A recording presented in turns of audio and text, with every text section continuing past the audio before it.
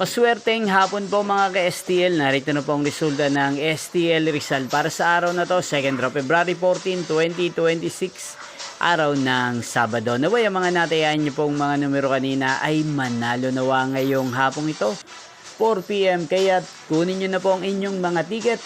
Narito na po ang resulta.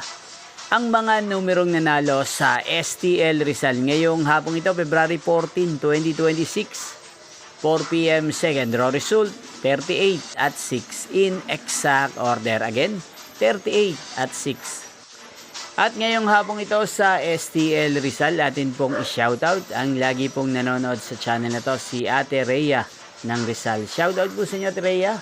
Sana po ay nasa maayos kayong kalagayan. At sa lahat po ng mga taga Rizal, shoutout po sa inyong lahat.